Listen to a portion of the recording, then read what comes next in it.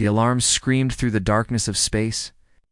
Commander Vextar's 4 powerful arms moved quickly across the glowing control panels of Deep Space Station Omega-7. His large, purple eyes stared at the screens in disbelief. Something was wrong. Very wrong. This cannot be real, he whispered to himself, his voice shaking with fear. The station was the Empire's most advanced outpost, floating in the cold emptiness between star systems. It was built to watch for threats from the outer rim of the galaxy. For 300 years, nothing had surprised them. Nothing had scared them. Until now, the sensors were going crazy. They showed a ship moving through space at speeds that broke every law of physics. The vessel seemed to appear and disappear like a ghost, flickering in and out of existence. Moment it was there, the next it was gone, then back again in a different location. "Commander," shouted his second-in-command, Kilonex. The reptilian alien's scales were turning bright red with stress. "The readings are impossible. This ship is moving faster than light, but it's not using any jump drive we know about." Vextar slammed his fist on the console. "Run the diagnostics. Again, check everything." Kilonex's clawed fingers danced over the controls. His forked tongue flicked out nervously as he worked. The Empire had conquered 1,000 worlds. They had technology that could destroy entire planets. Ow! They had never seen anything like this. "First diagnostic complete," Kilonex reported. "The ship is still there. It's real, Commander." "Run it again." "Second diagnostic complete. Same results, Commander. This vessel is doing things that should be impossible, spending space around itself like it's made of clay." Star felt his heart's pounding. The Empire had 2 rules that had kept them in power for centuries. First, they had the best technology in the galaxy. Second, no primitive species could surprise them. This ship was breaking both rules. Third diagnostic complete. Kilonex's voice was barely a whisper. "Commander, the ship is heading straight for Terminus Prime. That's our most protected sector. Home to 50 billion citizens and our greatest military base." The mysterious vessel was moving with purpose. It wasn't lost or wandering. It knew exactly where it was going. That was the most terrifying thing of all. "Where did it come from?" Vextar demanded. Kilonex's scales turned even redder. The sensors traced its path backward. "Commander, it came from the outer rim, from a small system with a yellow star. The species there was marked as primitive in our files. They barely have space travel. That's impossible. Check the star charts." "I already did." "The system is called Sol, the third.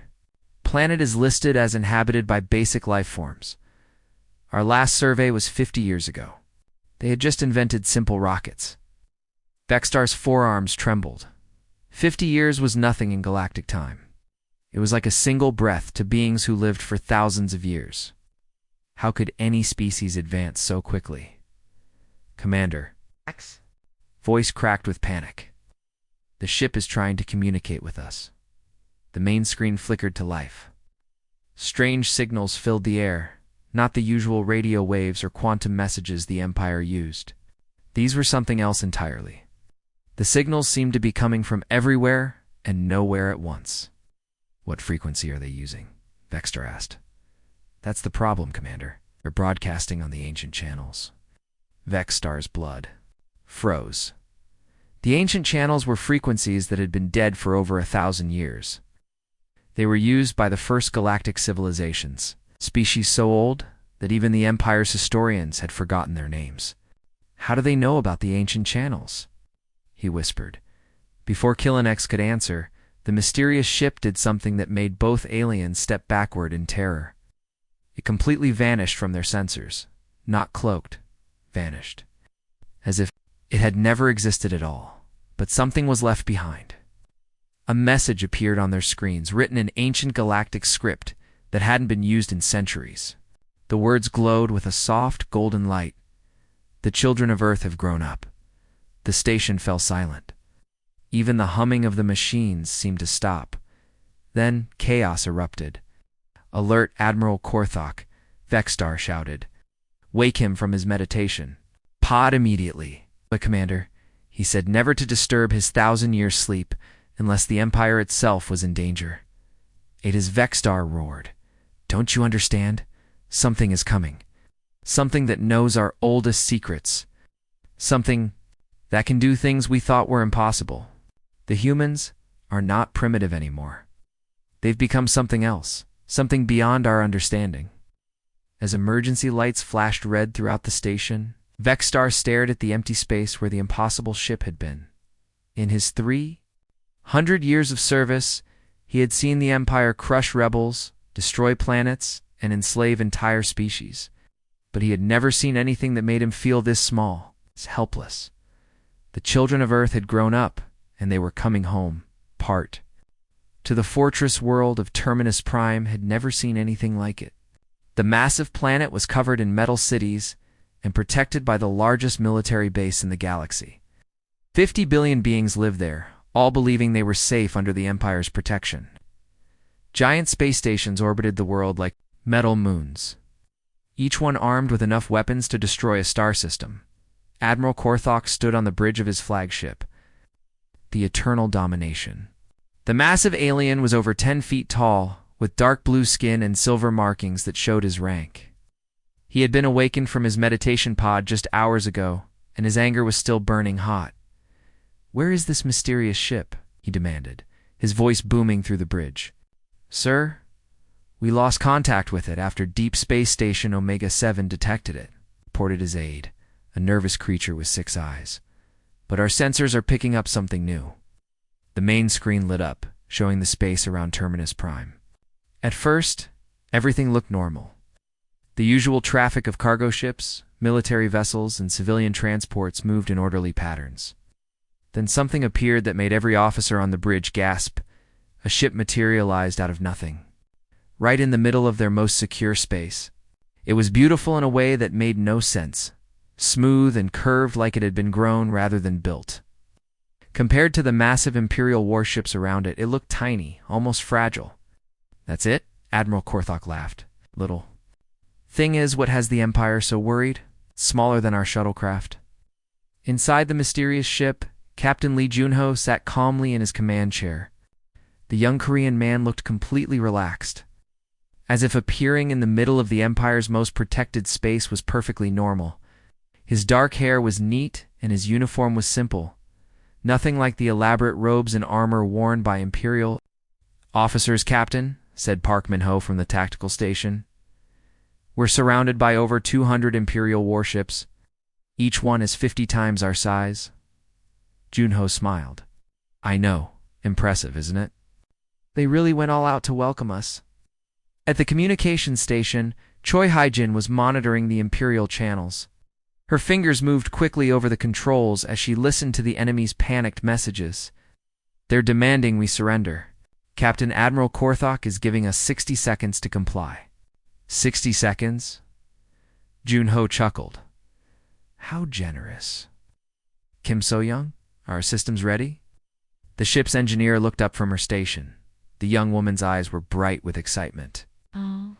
"All systems are green, Captain. Quantum drives are stable, and the AI is synchronized with our neural links. Ready for anything." "Excellent.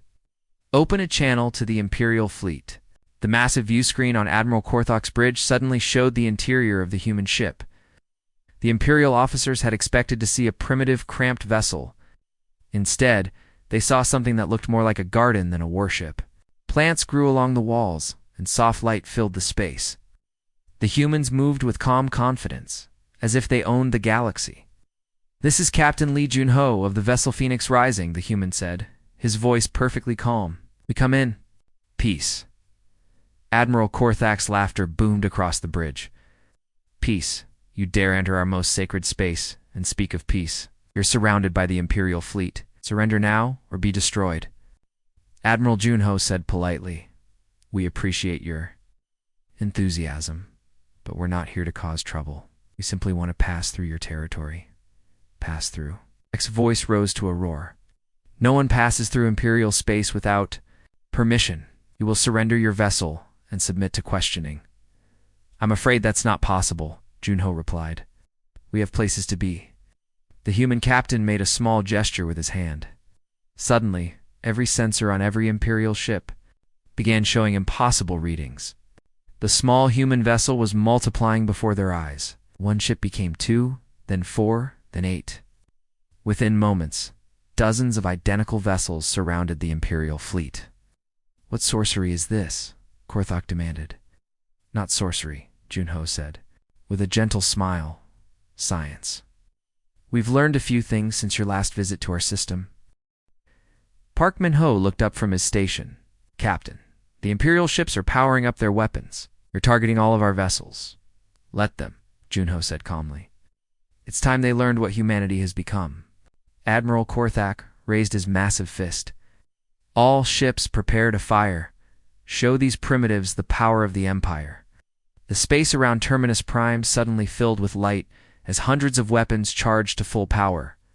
Plasma cannons that could crack planets focused on the small human ships. The Imperial fleet had enough firepower to destroy entire star systems. But the humans didn't run. They didn't raise shields. They didn't even look worried. They simply smiled and waited. "Fire," Admiral Korthak commanded. The next few seconds would change the galaxy forever, the space around. Terminus Prime was usually peaceful. Cargo ships moved in neat lines following traffic patterns that had been the same for centuries. Here, military patrols flew their regular routes, keeping watch over the Empire's most important world. Everything was normal, ordered, and predictable. Then something impossible happened. A ship appeared out of nowhere, right in the middle of the most secure space in the galaxy. It didn't jump from hyperspace like normal vessels. It didn't decloak. Like a stealth ship, it simply appeared as if it had always been there, but was just now choosing to be seen. The Imperial defense grid went crazy. Alarms screamed across every military base on Terminus Prime. Officers who had been drinking coffee or filing reports suddenly found themselves running to battle stations. The massive orbital weapons platforms that protected the planet began. Turning toward the strange vessel, Admiral Korthok stood on the bridge of his flagship, staring at the mysterious ship on his view screen. He was a veteran of 100 wars, a being who had conquered entire star systems. But this tiny vessel made him feel something he hadn't felt in centuries. Confusion. "What is that thing?" we demanded. His aide, Commander Velkar, checked the sensors 3 times before answering. "Sir, it's a ship. But it doesn't match any design in our database. The hull appears to be ... organic, like it was grown rather than built." The mysterious vessel was beautiful in a way that made no sense. To the Imperial officers, where their ships were all sharp angles and heavy armor, this one was smooth and curved. It looked alive, almost like a sea creature floating through space. Soft light glowed from its hull, and strange patterns moved across its surface like waves. "It big is it?" Korthok asked. "Approximately 200 meters long, sir. About the size of one of our shuttles." The Admiral laughed. But it wasn't a happy sound. "That's impossible. No ship that small could travel between star systems. Its engines, its weapons, its shields, we can't detect any of those things, sir. According to our sensors, it's just a hollow shell with life signs inside." Inside the mysterious ship, Captain Lee Junho sat in his command chair, completely relaxed. The young Korean man looked like he was sitting in his living room rather than in the middle of the most dangerous space in the galaxy. His uniform was simple and clean, without the medals and decorations that Imperial officers wore to show their rank. "Captain," said Park Min-ho from the tactical station, "we're being scanned by over 50 different sensor arrays. They're trying to figure out what we are." Junho smiled. "Let them look. I doubt they'll understand what they're seeing." Park Min-ho was about the same age as his captain, with serious eyes and steady hands. He had been Junho's friend since they were children, and they had trained together at the Human Space Academy. Unlike the massive, scary aliens who crewed Imperial warships, he looked like someone you might meet at a coffee shop.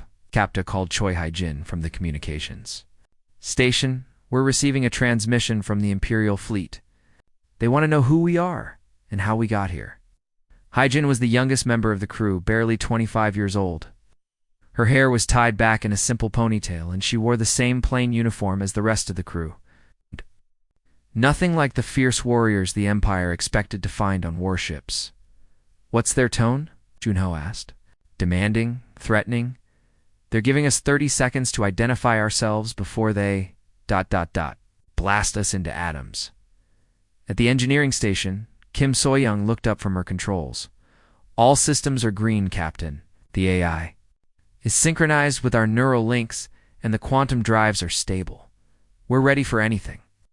Soyoung was the ship's miracle worker, the one who kept their impossible technology running.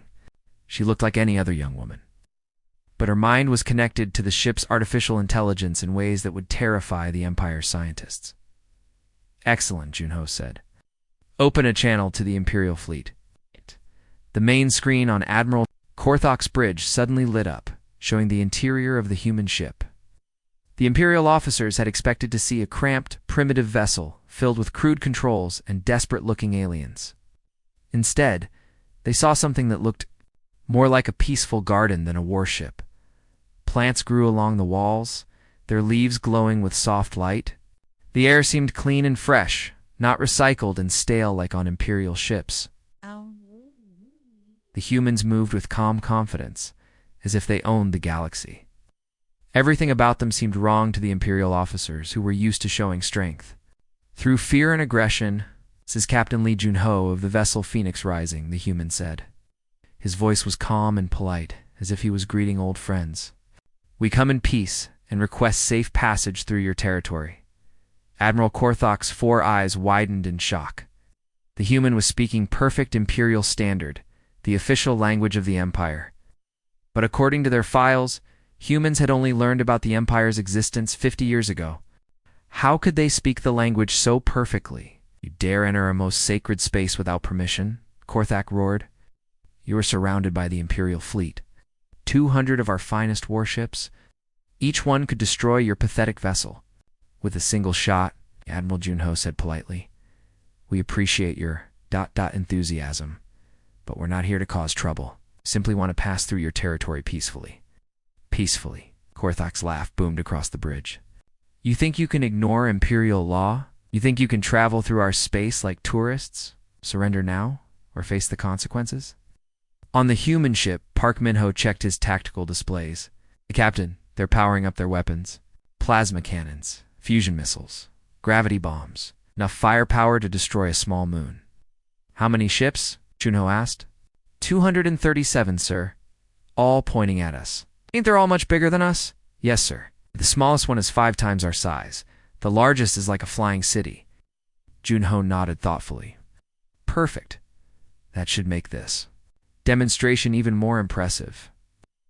He turned back to the screen where Admiral Korthok was still shouting threats. "Admiral, I'm going to give you a choice. You can let us pass through your territory in peace, or we can show you what humanity has learned in the 50 years since your last visit to our system." "What humanity has learned?" Korthok laughed. "You primitives barely have space travel. What could you possibly have learned that would threaten the Empire?" Junho smiled, and for the first time, there was something dangerous in that smile. "Let's find out. Kim Soyoung, if you please." "Yes, Captain," Soyoung said, her hands moving across her controls. Initiating quantum multiplication sequence. The Imperial officers watched in growing horror as the impossible began to happen. The small human ship started to shimmer and blur, like a reflection in moving water. Then slowly, it began to split apart. 1 ship became 2. 2 became 4.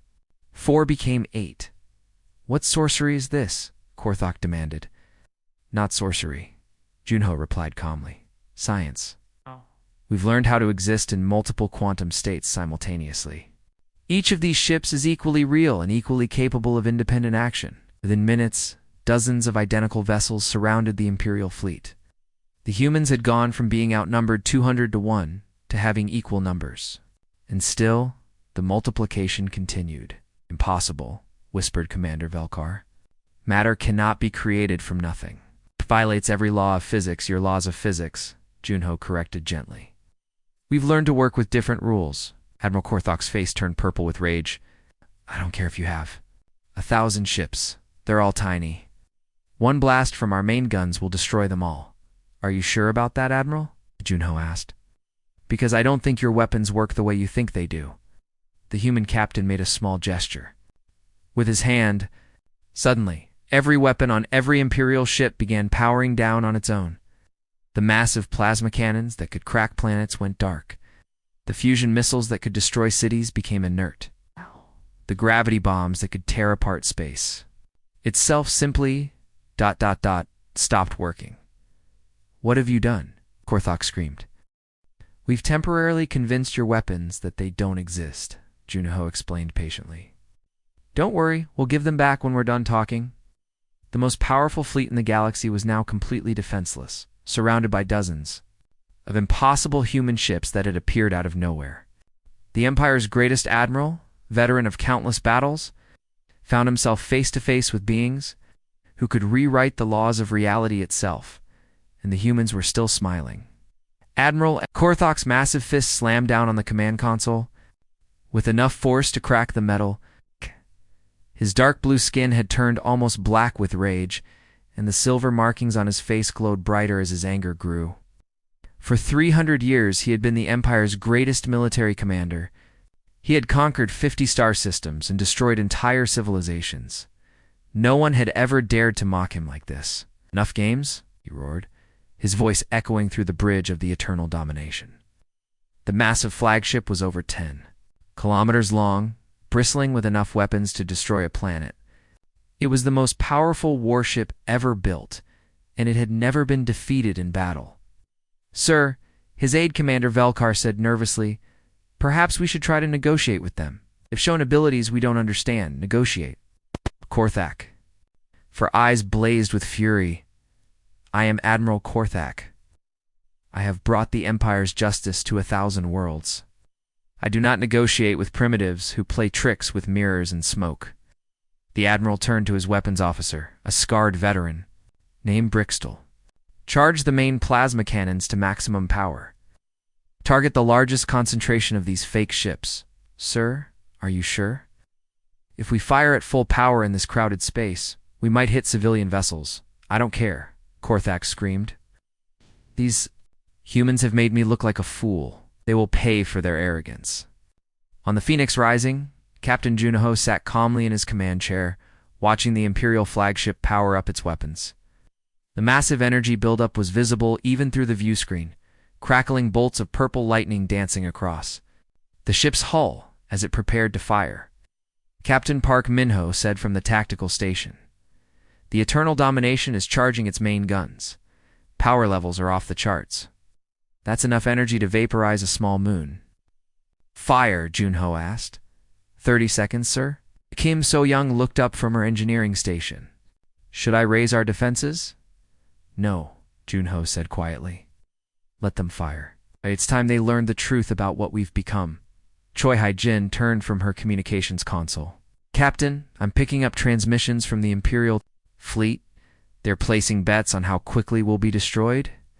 Some are saying we won't last even 1 second." "Poor things," Junho said with genuine sadness. "They have no idea what they're about to see." The countdown continued on the Imperial flagship. 10 seconds, 5, 3, 2, 1. Korthok commanded. The Eternal Domination unleashed hell. The main plasma cannons, each one the size of a building, fired simultaneously. Beams of pure energy, hot enough to melt steel instantly, lanced across space toward the human vessels. The other Imperial ships opened fire as well, adding their own weapons to the barrage. The space around Terminus Prime lit up like a second sun as thousands of weapons fired at once. The energy beam struck the Phoenix, rising directly. The human ship was completely engulfed in a ball of superheated plasma that should have reduced it to atoms. The Imperial officers cheered, certain they had won. But when the light faded, the Phoenix Rising was still there, completely undamaged. In fact, it looked exactly the same as before. What? ... What happened? Commander Velker whispered. The energy passed right through them, the weapons officer reported in a shaking voice, as if they weren't there at all. Admiral. Korthok's jaw dropped.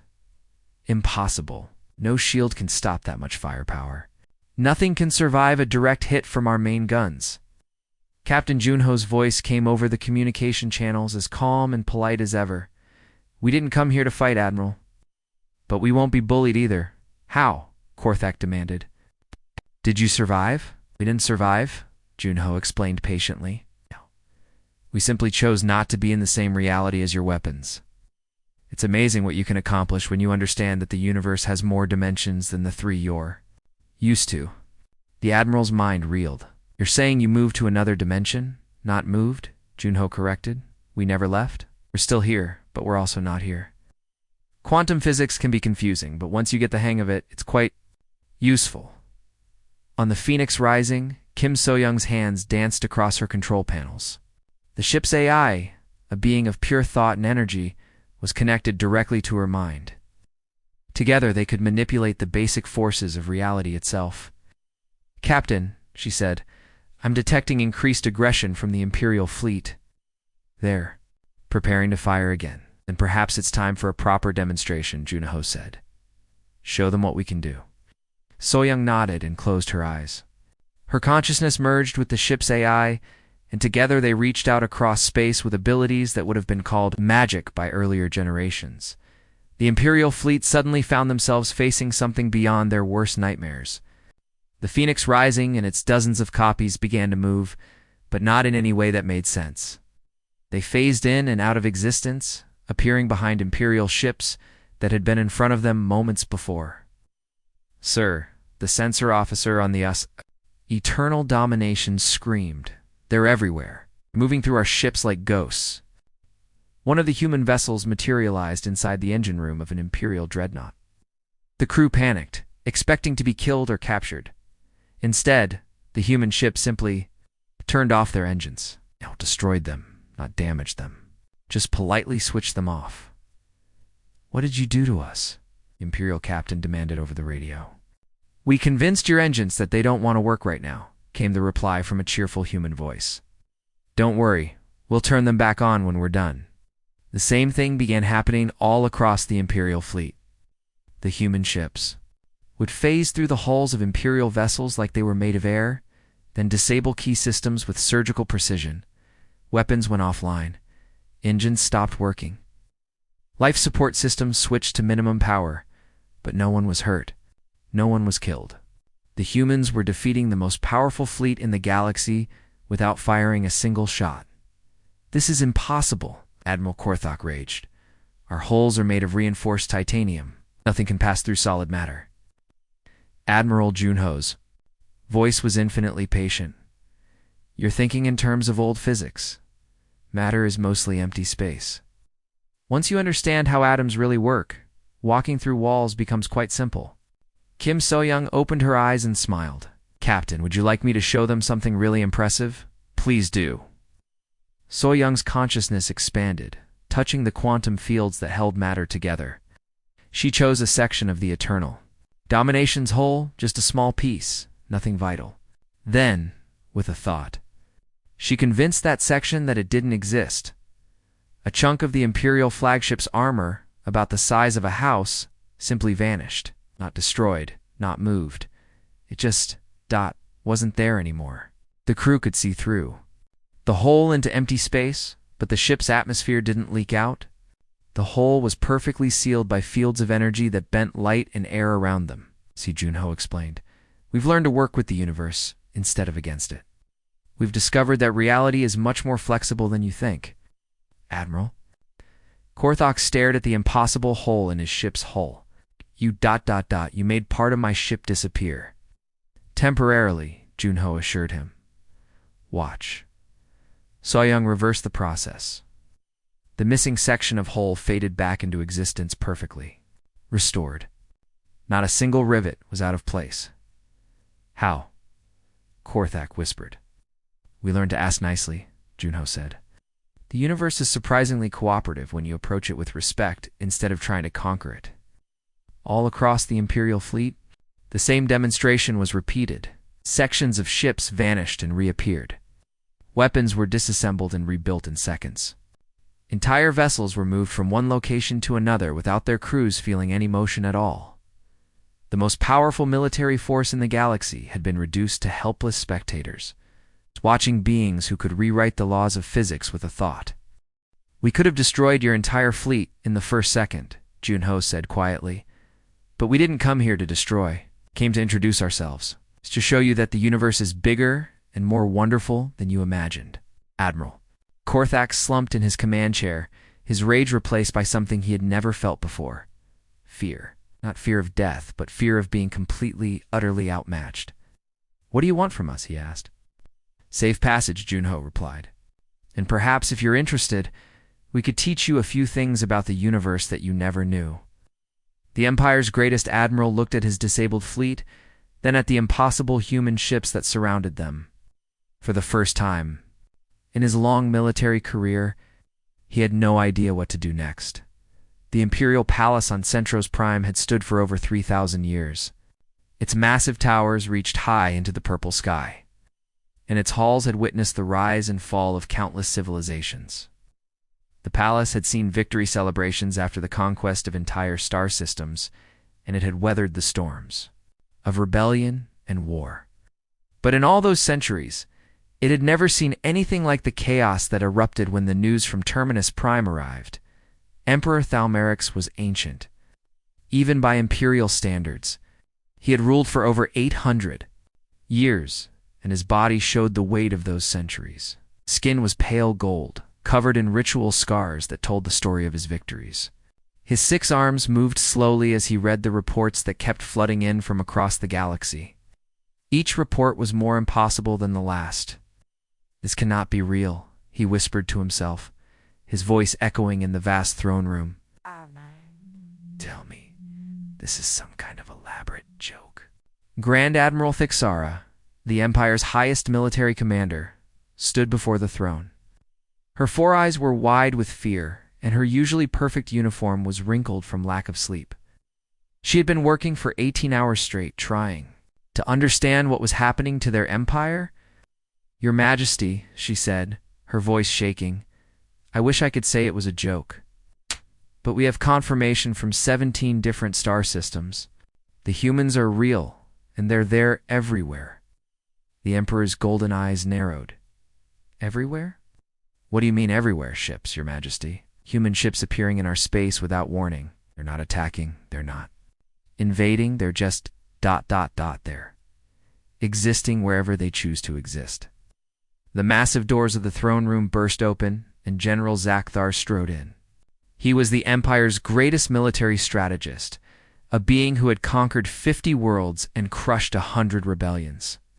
His scarred face and missing left arm told the story of countless battles. He had never lost a war, never met an enemy he couldn't defeat. Today he looked terrified. "Your Majesty," he said, dropping to one knee, "we need to talk. Now." The Emperor gestured for him to rise. "Report, General. The humans have made contact with our forces in the Vega system. Same pattern as at Terminus Prime. They appeared out of nowhere, disabled our entire fleet without firing a shot, then politely asked for directions to the nearest trade station. Directions." The Emperor's voice rose. "They defeated our fleet and asked for directions?" "Yes, sir. They wanted to know where they could buy coffee. Apparently they've heard good things about Andromedan coffee beans." The throne room fell silent. The idea that beings powerful enough to defeat Imperial fleets were casually shopping for coffee was somehow more terrifying than if they had been conquering planets. "How many ships do they have?" the Emperor asked. Grand Admiral Thixara consulted her datapad. "That's the problem, Your Majesty. You don't know. Our intelligence suggests they started with maybe a dozen vessels, but they seem to be able to create copies of themselves. We've confirmed sightings of human ships in over 50 star systems simultaneously." 50 systems? The Emperor's golden skin began to turn pale. "That's impossible. It would take months to travel between those systems, even with our fastest ships." "Your Majesty," General Zakthar said quietly, "I don't think they travel the way we do. Our sensors show them appearing and disappearing at will. They seem to be able to exist in multiple places at once." The Emperor stood up from his throne, all 6 arms trembling slightly. "Summon the High Council. Emergency session. Now." Within an hour, the Empire's greatest minds were gathered in the High Council chamber.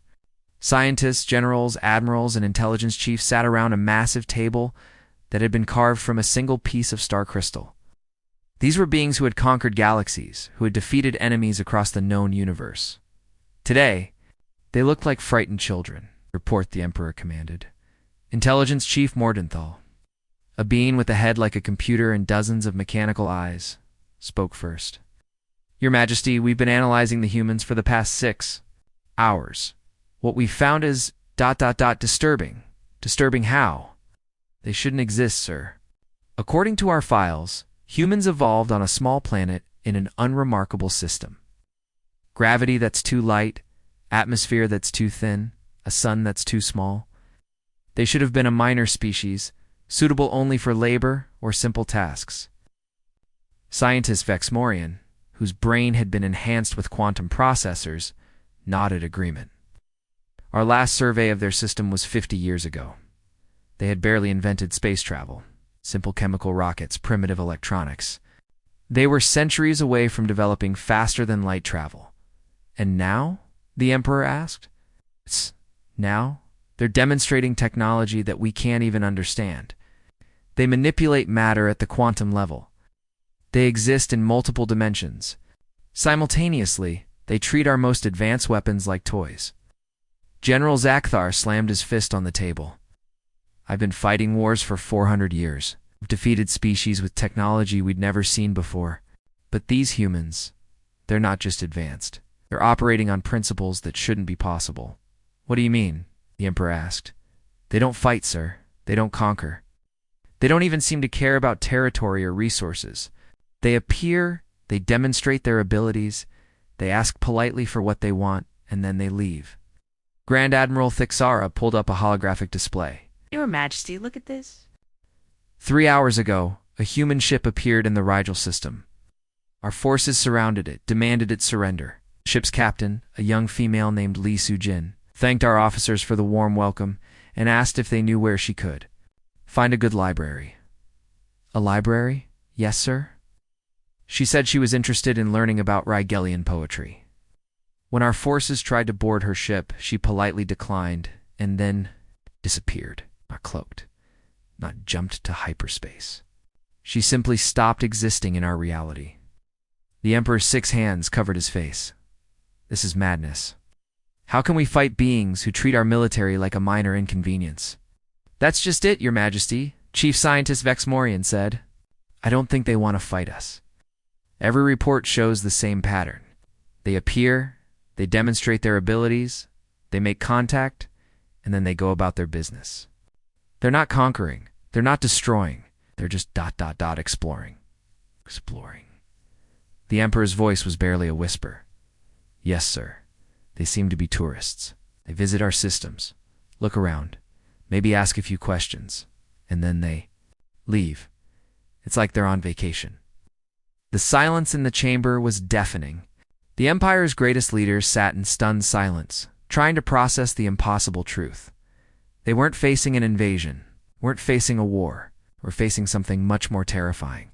Beings who were so advanced that the Empire's mighty military was nothing more than a curiosity to them. Sir Intelligence Chief Mordanthal said quietly, There's something else. We've been monitoring their communications. They're not using any technology we recognize, but we've been able to intercept fragments of their messages. What do they say? They're talking about us, sir, about the Empire. They're not the way we expected. Explain. They're not planning to conquer us or destroy us. They're debating whether to help us. The Emperor's golden eyes widened. Help us? Yes, sir. They seem to think we're ... primitive. They're discussing whether it would be ethical to share their technology with us, or if we're too immature to handle it responsibly. General Zakthor's scarred face turned red with anger. Primitive? Could we control half the galaxy? We have weapons that can destroy stars, and they can make our weapons disappear with a thought, Chief Scientist Vexmorian reminded him. From their perspective, we probably look like children playing with dangerous toys. The Emperor slumped back in his throne. For 800 years, he had been the most powerful being in the known universe. His word was law across 1,000 star systems. His fleets could crush entire civilizations. And now, a species that had barely left their home planet 50 years ago was treating his empire like a curiosity. They weren't even trying to conquer him. They were debating whether he was worth helping. Your Majesty, Grand Admiral Thixara said softly, "What are your orders?" The Emperor looked around the room at his advisors, the greatest minds in the Empire, beings who had conquered galaxies and defeated impossible enemies. Today, they looked lost and confused. I don't know," he admitted. "For the first time. In 8 centuries, I have no idea what to do." Outside the palace windows, the purple sky of Centros Prime looked the same as always. But everything had changed. The Empire was no longer the greatest power in the galaxy. They weren't even close. And somewhere out there, humans were drinking coffee and asking for directions, completely unaware that they had just shattered the foundations of galactic civilization. The meeting room on the neutral space. Station Harmony Point was designed to make everyone feel comfortable. Soft lighting, peaceful music, and walls decorated with art from dozens of different worlds. It was a place where diplomats had settled conflicts that had raged for centuries. Today, it would witness something that would change the galaxy forever. Captain, Junho sat at the oval table, looking relaxed despite being surrounded by Imperial officials. Hey! His uniform was simple and clean, and his hands were folded peacefully in front of him. Across from him sat Admiral Korthok, still angry about his humiliating defeat at Terminus Prime. The massive alien's 4 eyes glared at the human with barely controlled rage. "The Empire is willing to discuss terms," Korthok said through gritted teeth. "But you must understand that we cannot simply allow unknown vessels to travel through our space without proper documentation." "Of course," Junho replied politely. "We're happy to follow reasonable procedures. We just want to explore the galaxy and learn about other cultures." On the Phoenix Rising, which was docked peacefully at the station, the crew monitored the negotiations. Park Minho sat at his tactical station, keeping watch over the ship's systems.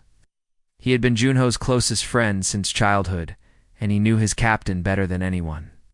"Something doesn't feel right," he told Kim So-young, who was working at the engineering station. "The Imperial readings are showing too much activity for a simple diplomatic meeting."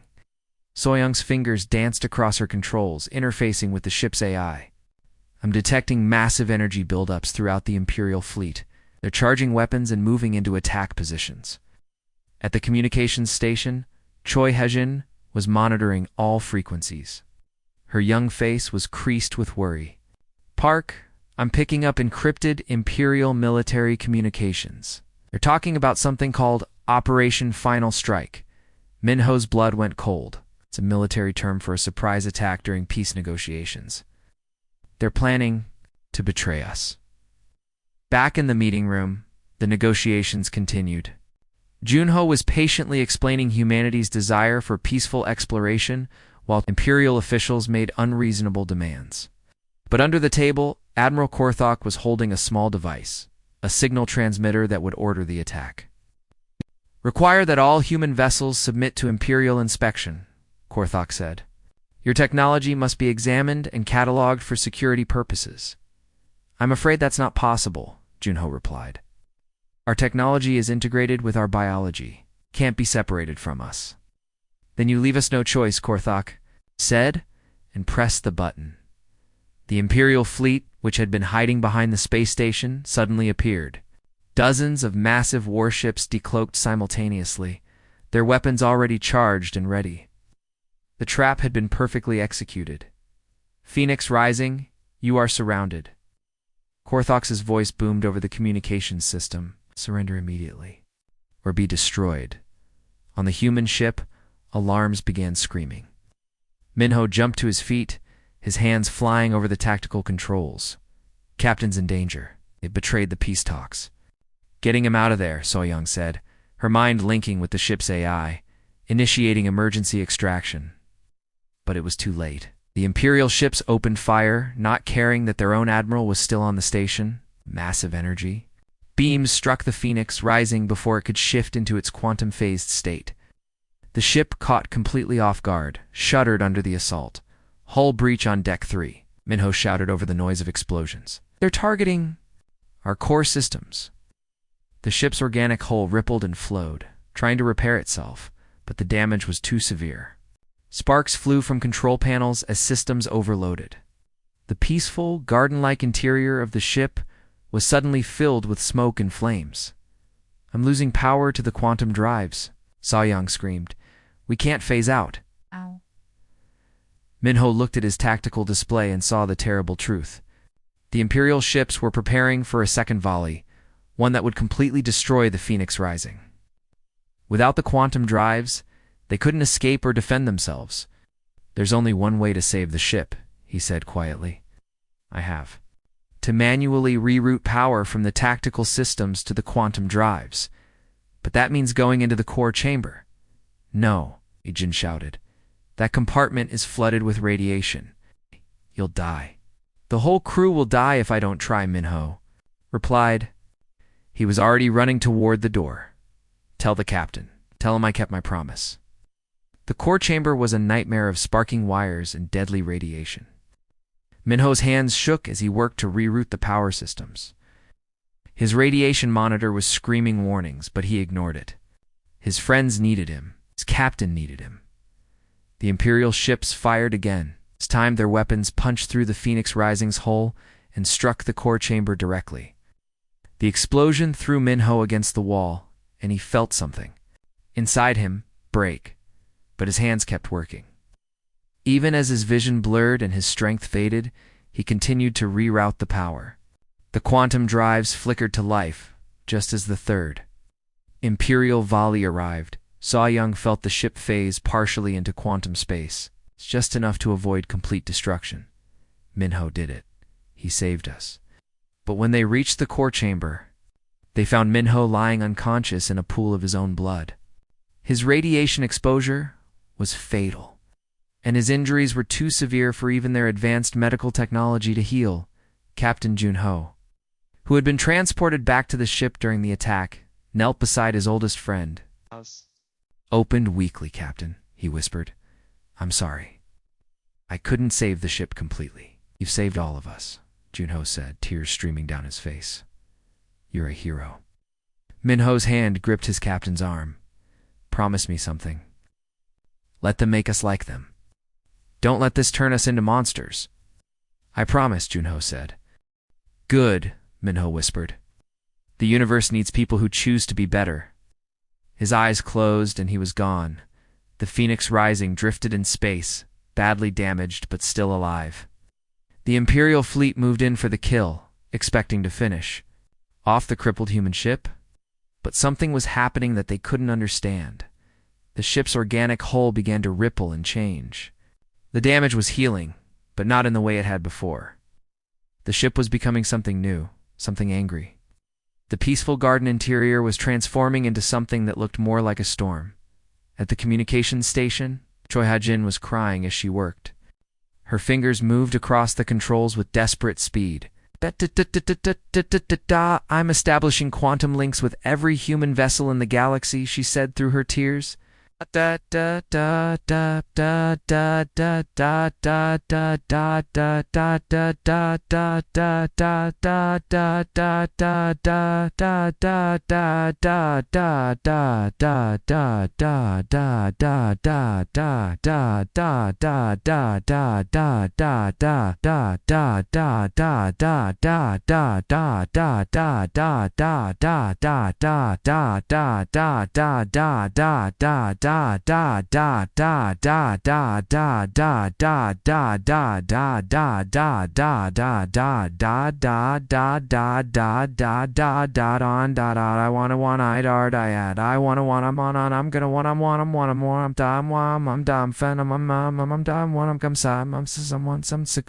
They need to know that Minho died trying to save us. What are you doing? So-Young asked. I'm calling them home, Ha-jin replied. All of them. Every human ship in the galaxy. It's time they knew that the Empire killed one of ours during a peace negotiation. The response was immediate and terrifying. Across the galaxy, human ships that had been peacefully exploring or trading suddenly stopped what they were doing. They turned toward the coordinates Hyjin had transmitted and began to move. Not at light speed, not through hyperspace. They simply began to appear, one by one, in the space around the Imperial fleet. First came the exploration vessels, sleek and beautiful like the phoenix rising. Then came the research ships, larger and more complex. Finally came ships that no one had seen before, vessels that looked like they were made of living starlight. Admiral, the sensor officer on the Eternal Domination, whispered, "We're detecting massive quantum distortions. Something's coming. A lot of somethings." Admiral Korthok looked at his tactical display and felt his blood freeze. There were hundreds of human ships appearing around them, and they weren't the peaceful explorers they had been fighting before. These ships radiated power that made the Imperial fleet look like toys. They moved with purpose and anger. They had come not to explore or trade, but to seek justice for their fallen friend. "What have we done?" Korthok whispered on the Phoenix rising. Captain Junho stood in the transformed bridge, still holding his friend's hand. The ship's AI spoke to him directly, its voice filled with grief and rage. "Captain," it said, "what are your orders?" Looked at Minho's peaceful face, then at the Imperial fleet that had betrayed them. His promise echoed in his mind. "Don't let them make us like them. We're going to show them justice," he said quietly. "But we're going to do it our way. We're going to be better than they are." The Imperial fleet was about to learn that there were fates worse than death. They were about to learn what it meant to face beings who had transcended not just the laws of physics, but the laws of war itself. The children of Earth had grown up. They were very, very angry. The space around Harmony Point Station had become something out of a nightmare for the Imperial fleet. What had started as a simple ambush against a single small human ship had turned into the most terrifying military situation in the Empire's history. Hundreds of human vessels now surrounded them. But these weren't the peaceful exploration ships they had been fighting before. Admiral Korthok stood on the bridge of the Eternal Domination, watching his tactical displays with growing horror. Each human ship that appeared was different from the last. Some looked like they were made of pure energy, flickering between dimensions.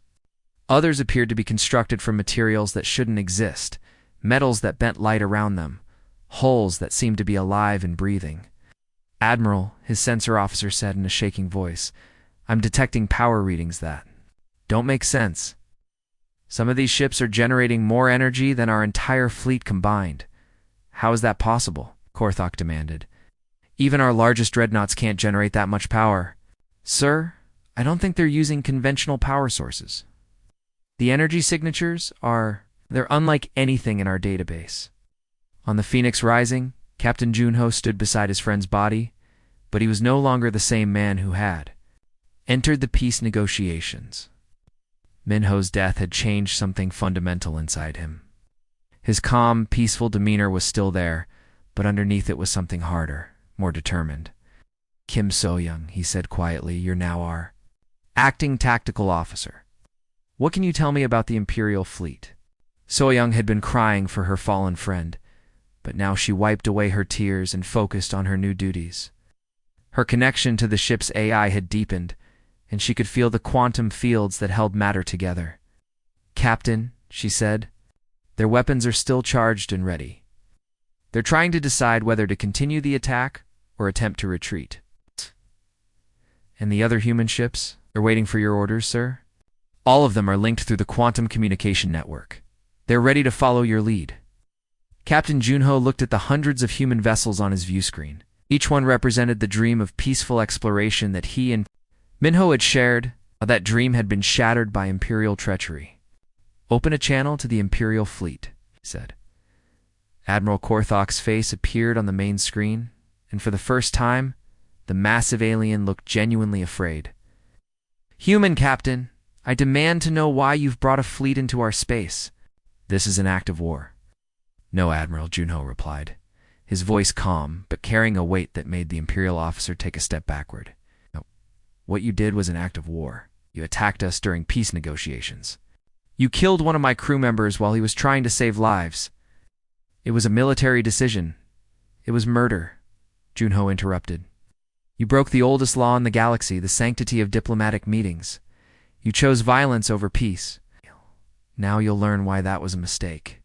So-Young's hands moved across her controls, and her consciousness merged with the ship's AI. But this time, she wasn't just connecting with the Phoenix Rising. Through the quantum communication network, she was linking with every human vessel. In the surrounding space, So-Young Junho said, "Show them what we're capable of." All of it. "Yes, Captain," she replied, and closed her eyes. What happened next would be remembered as the moment when the balance of power in the galaxy shifted forever. So-Young's enhanced consciousness reached out through quantum fields that connected all matter in the universe. She touched the weapon systems of every ship in the Imperial fleet, not to destroy them, but to do something much more profound. She convinced them that they didn't exist. The massive plasma cannons, fusion missiles, and gravity bombs that made up the Imperial fleet's arsenal simply ... stopped being, not destroyed, not disabled. They ceased to exist on a fundamental level, as if they had never been built. "What have you done?" Admiral Korthok screamed, staring at his weapon displays showing nothing but empty space where his guns had been. "We've temporarily removed your weapons from reality," Junho explained patiently. "They're not destroyed, they're simply not here right now. That's impossible. Matter cannot be created or destroyed." "You're thinking in terms of old physics again, Admiral? We've learned that the universe is much more flexible than you imagine." So-Young opened her eyes and smiled sadly. "Would you like to see them again?" Another thought, she reversed the process. The Imperial weapons flickered back into existence, perfectly restored. Every bolt, every circuit, every molecule was exactly as it had been before. "This is what we could have done to your entire fleet," Junho said. "We could have made your ship cease to exist. We could have made you cease to exist. But we chose not to." Admiral Korthok's four eyes were wide with terror. "Why? Why didn't you destroy us?" "Because a friend of mine made me promise something. Before he died, he asked me not to let you make us like you. He asked me to be better than you are." The human ships began to move, but not in any pattern the Imperial officers recognized. They were repositioning themselves around the Imperial fleet, creating a perfect sphere. As they moved, the space around them began to change. Captain Choi Haijin called from her communication station, "I'm detecting massive space-time distortions. The other human ships are working together to create something I've never seen before." "What is it?" Junho asked. "A pocket dimension, sir? They're creating a separate space-time continuum around the Imperial fleet?" So-Young nodded. "It's like putting them in a bottle, but the bottle is made of folded space. They'll be completely isolated from the rest of the galaxy, but they won't be harmed." "How long will it last?" Junho asked. "As long as we want it to," So-Young replied. "We can keep them there for minutes, hours, or centuries. It's up to us." Imperial fleets suddenly found themselves surrounded by walls of shimmering energy. Their sensors showed that they were still in the same location, but they couldn't detect anything beyond the barrier. They were trapped in a prison made of reality. "Itself, this is your punishment," Junho announced over the communications system. "You'll remain here until your emperor agrees to meet with us, till he agrees to establish a new treaty that guarantees the safety of diplomatic meetings." "You can't do this," Korthok raged. "The Empire will never bow to primitives." "Admiral," Junho said sadly, "you still don't understand. We're not primitives. We're not conquerors. We're something you've never encountered before. Beings who have transcended the need for violence, while retaining the ability to defend ourselves." The news of the Imperial fleet's capture spread across the galaxy within hours.